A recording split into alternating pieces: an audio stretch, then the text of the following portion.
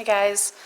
So tonight we got a new grill, and so we want to try that out. So we are gonna make some burgers, twice baked potatoes, and then I made like a little pasta salad thing too. But while we are grilling, we're gonna do some putting out back. We have just like a very tiny backyard. So we're gonna do some putting out there, maybe some challenges between Clint and I, see if I can win one. And then we are gonna also answer some questions that we have gotten. So we did kind of like a little giveaway this past Friday and said, ask us anything you want. We'll answer it in our vlog, and then we're gonna do a giveaway of a gift card to one person that commented. So we've got some interesting questions that were asked, some thinkers for sure. So we're going to answer those this afternoon. And then, yeah, I'm just waiting for Clint to get the grill ready and we'll get started.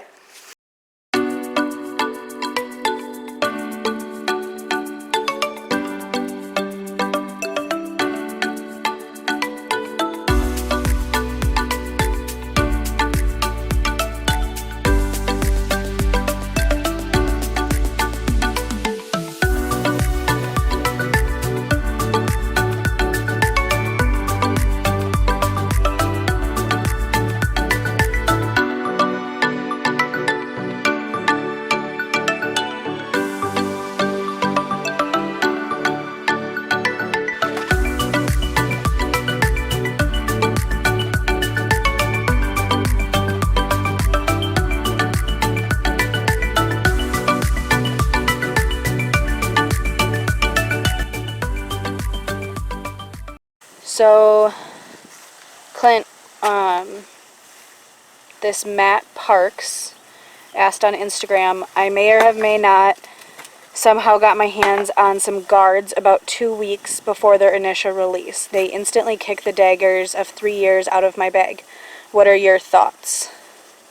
This is like the legit thing you did, right? Yeah, I actually used to putt with daggers and now I putt with guards, so the reason I kind of switched was it still has the same glide, same feel to it, but there's no bead on the bottom. So for me it comes out cleaner out of my hand. The bead just every once in a while would catch my finger coming out, and sometimes I'd miss because of it, and I would miss really far right if it hung on to it too long. So that's why I really like the guard. It's really just a dagger, but it's a cleaner release. So yeah, I guess that's why you'd switch to the guard versus a dagger. So those are your guards, huh? Yeah, I've got some other ones over here. Got like a couple first ones. These are my main putting ones. They're a little bit stiffer than these ones, which are softer. They're the classic blend ones. But yeah, got a little stack of them. Alright. Nice.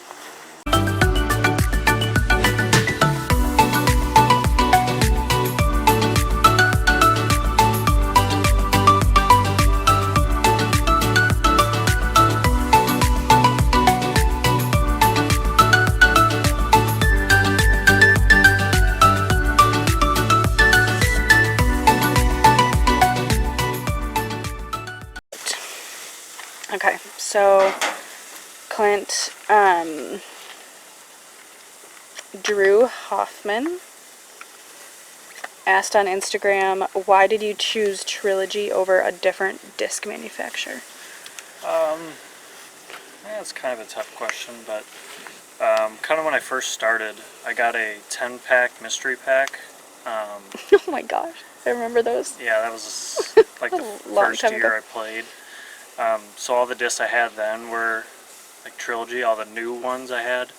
I had like a Buzz, an AVR, and a Rock to start out. That was my first like 3 discs. And then I bought this pack. So all my new stuff, all my premium plastic stuff was Latitude, so I really like that. And then their media team is really second to none. And they're really fun to watch, and that's kind of why I've stuck with it. Just everything that they do is really cool, and they come out with new discs all the time, different plastics, like the chameleon stuff looks really cool. and I like my discs to look cool when I'm throwing them. So It's like the number one reason I buy a disc. yeah, and they are very consistent run to run. I know like destroyers, who knows what stability it's going to be. You can get the new like Star ones, and those are like same run, and you'll know. But back when I was first starting, I had like 2 of them. One was super overstable, one was understable, and I didn't like that. I wanted to know exactly what they were going to do. So when I kind of figured out how to throw disc better, I wanted it to be more consistent, and I found that with the Trilogy brand. So it's kind of another reason why I stuck with that. Nice.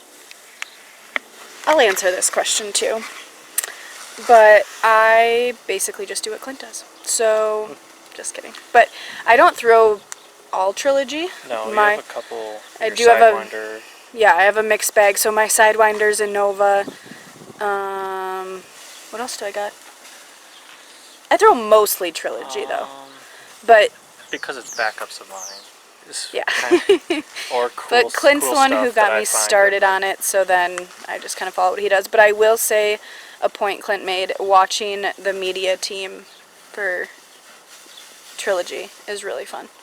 Like Bobby and all them. Yeah, it's mainly just the DD, but It's like our Thomas mainly, Ekstrom and those guys in Latitude do some really good stuff too. it's like our nightly TV routine, right? Right. Since we don't have cable. Yeah. What do you think, Clint? Pretty good. Good? Yeah, took all the way through. Ooh, that looks yummy. They're really thick though. Like, look at that. You know, it's like a hockey puck. My potatoes look good. They're really good though. Cheers. First dinner outside of the year. April 5th in Wisconsin. Yep. Alright. So we just finished our meal. Stuffed. Was it good? It was very good. Alright. So, Clint, I have a challenge for you. Yeah. You have to make 5 putts while looking at me. Like right there. No, You're gonna be over there. I'm gonna be right here. And like here. Yeah. So I have to just look at you, You have to look at, you do like the One Tree Hill thing. just like that. Yeah, yeah. Oh, You right do- or left? That way. Right. I missed right. You missed that way. That one was it. Yeah. Okay, slow down. People are gonna get whiplash in here. Hey, I made a couple though. All right, you gotta look at me. First putt of the day. You missed to the right. Oh, just short.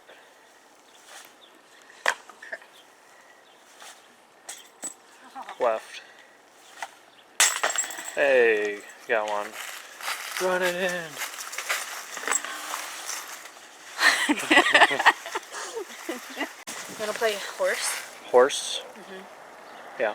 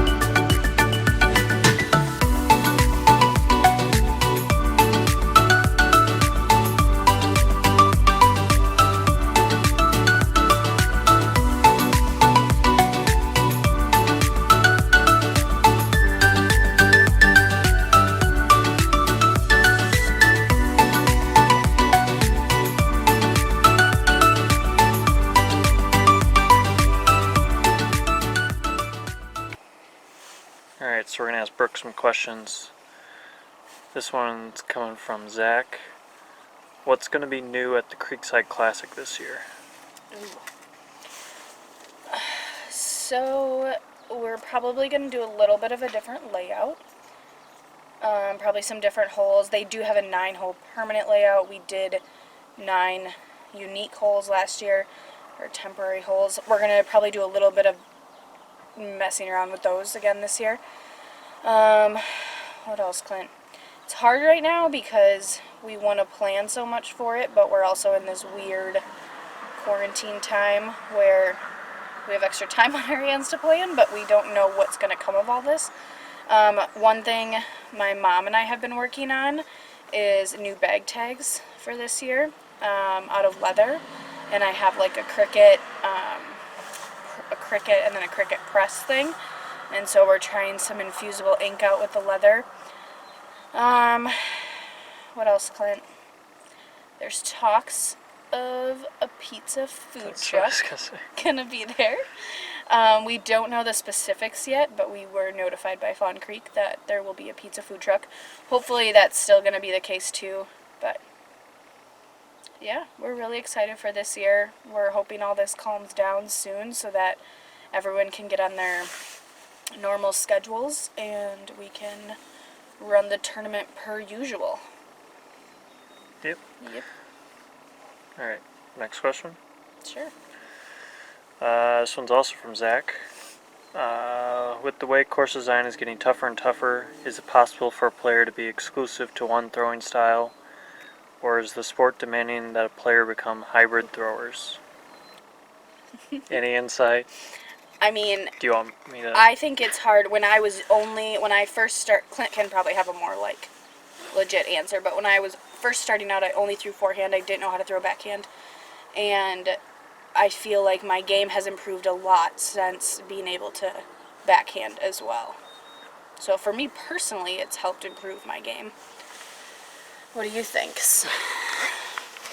I don't think it's required to play well, because you see people like Kale LaVisca, who basically only throws backhand. Sarah and he's- Hokum. Sarah only- Hokum only forehand. I know that both of them are actually working on their weaknesses, but they still place very high. Yeah. Kale's like 1030 rated. So if you get really good at one type, you don't need the other. But I think it makes it a lot easier if you can. Okay, so Ethan asked, what are your go-to drivers? As I'll just start. So I classify them like fairway versus distance driver. My distance drivers, I throw Bliss Pros and then Raiders for forehand. And then I have Bliss Pros that range from understable to overstable. If you want to check out our In the Bag video that I just did, you can see all those. Plug. Yeah, yeah, check it out on our YouTube. But yeah, for my fairways, I like the Explorer and then the Pioneer forehands. Those are kind of my main fairways. What was the question? Go-to drivers. Oh yeah. Okay. Right. I throw a Yep. Sidewinder for all my forehand. I also throw a Gold Line Flow for forehand. Those are like the only two. Really, the Sidewinder is the only one I throw. Basically, if I throw it in the water, I throw the Gold Line Flow. Backhand, I throw Mavericks, which are my favorite, and that's about it. Yeah, I like you the don't Mavericks really. a lot. You have a diamond to a couple of them. I do have a diamond. I've been trying to get more into the diamond, but it has not. I don't know. Hasn't been my favorite yet. It's a Didn't little I just more get a touchy. sapphire also? Yep. Yeah, so I'm gonna try that out too. Yeah, I've only thrown it a couple times so far. So. Yeah, we'll see if we can ever get out on the course. Right. All right. Last question from Vanessa.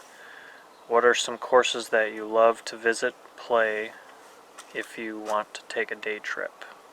I unfortunately don't take many day trips. Right. I would say our go-tos around here is probably like Justin Trails for a day trip, or like